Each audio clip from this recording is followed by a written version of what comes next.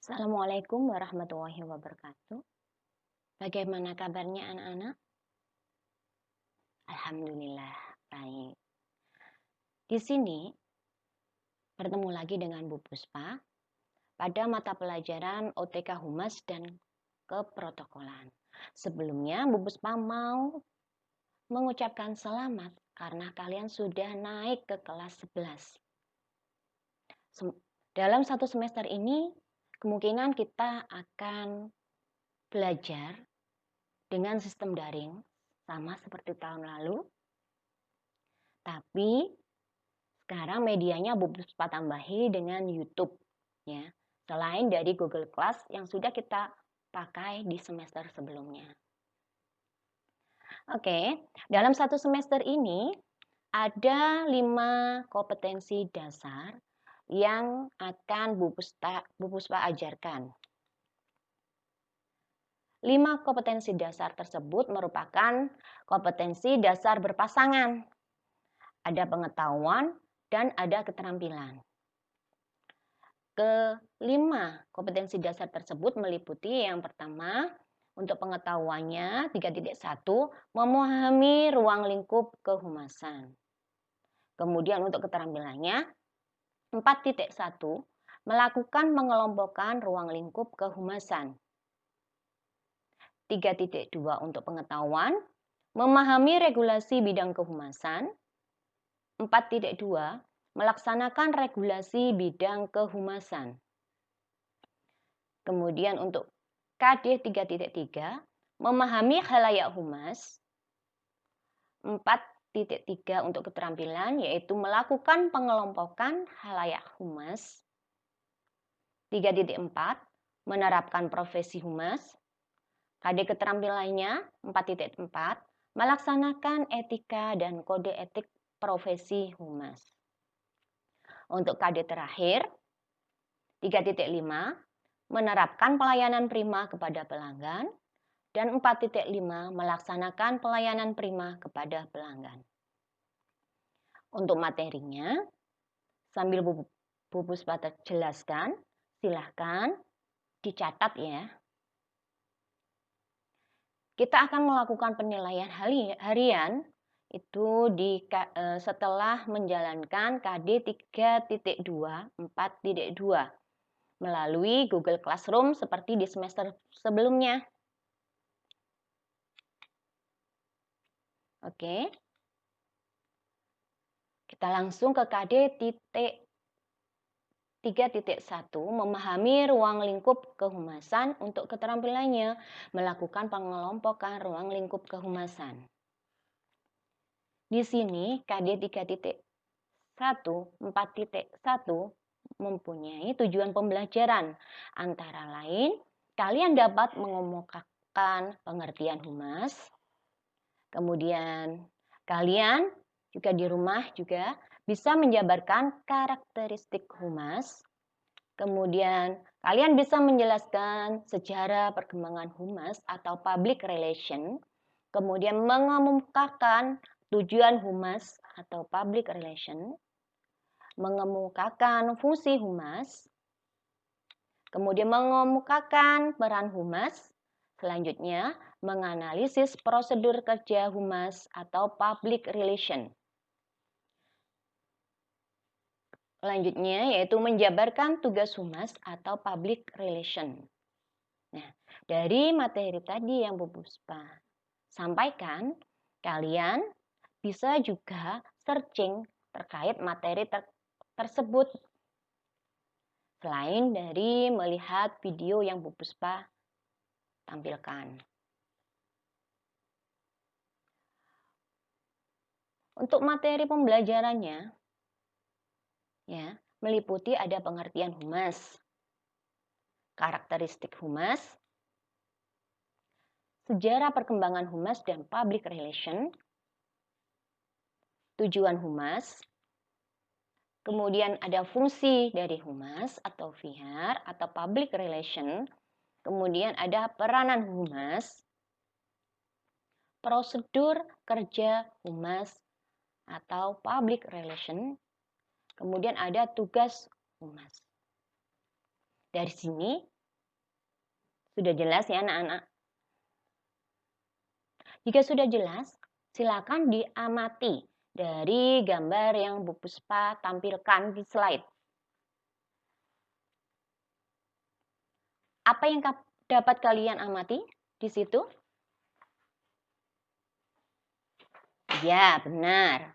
Di situ tampak terlihat pabrik Lelation sedang melakukan komunikasi dengan pelanggan eksternal. Pada dasarnya, manusia merupakan makhluk sosial yang memerlukan interaksi dengan sesama. Otomatis, dari interaksi tersebut akan menghasilkan hubungan yang dilakukan.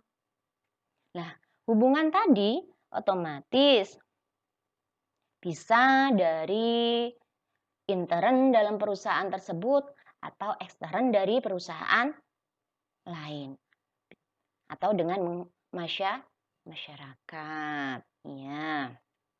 Nah, hubungan otomatis harus direncanakan secara berkesinambungan.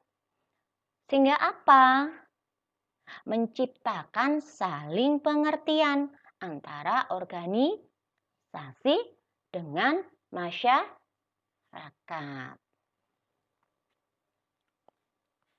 Nah, humas di sini otomatis berperan untuk menjaga saling pengertian antara kedua belah pihak, baik oleh masyarakat maupun organisasi tempat kita bekerja.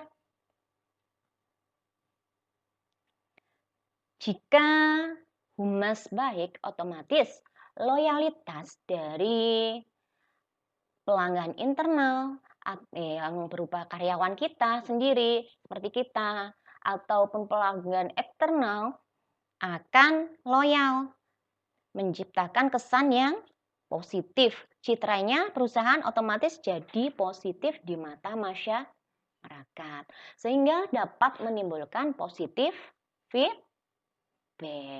Iya.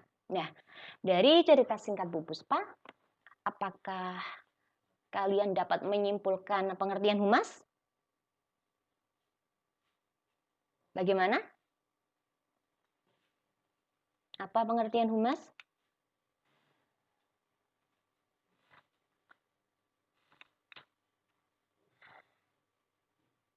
Iya, humas merupakan fungsi manajemen yang membangun dan mempertahankan hubungan yang baik dan bermanfaat antara organisasi dengan publik yang mempengaruhi kesuksesan dan kegagalan organisasi tersebut.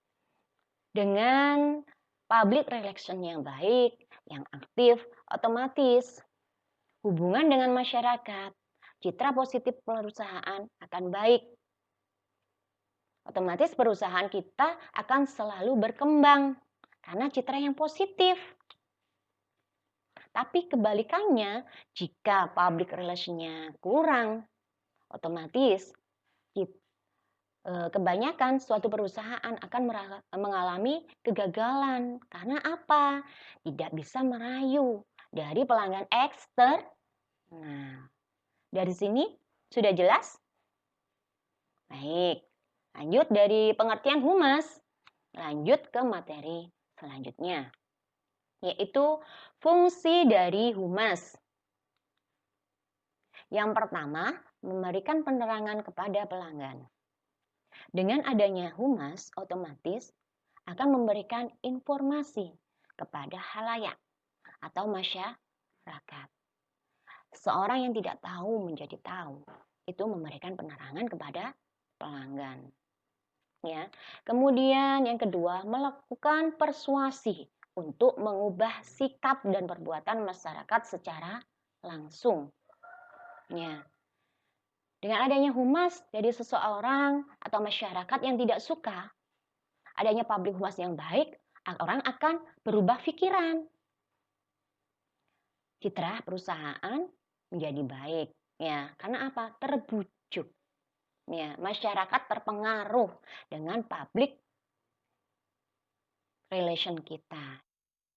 Nah, tadi ya tentang melakukan persuasi untuk mengubah sikap dan perbuatan masyarakat secara langsung. Public humas yang baik otomatis dapat mempengaruhi atau mengubah sikap dan perbuatan masyarakat. Ya. Kemudian yang ketiga, berupaya mengintegrasikan sikap dan perbuatan suatu badan, lembaga sesuai dengan perbuatan dari masyarakat atau sebaliknya. Jadi kita bisa mensinkronisasi ya, sikap dan perbuatan masyarakat, keinginan dari dunia usahanya seperti apa atau organisasi kita seperti apa, kemudian masyarakat seperti apa, kemudian diintegrasikan ya, sehingga terjadi kesesuaian. Nah, dari sini sudah jelas. Oke, tugas kali ini yaitu kalian mencari berbagai sumber ya, dari berbagai sumber tentang sejarah humas ya. Jadi sejarah humas kalian cari dari berbagai sumber, kalian bisa googling ya tentunya. Kemudian jawaban tersebut bisa kalian ketik pada MS Word dengan ketentuan jenis hurufnya Times New Roman ukuran 12. Setelah itu kalian bisa upload tugas kalian pada Google Classroom yang sudah Bu Puspa bagikan kodenya. Sekian dari Bu Puspa. Tetap selalu jaga kesehatan dan patuhi protokol kesehatan. Assalamualaikum.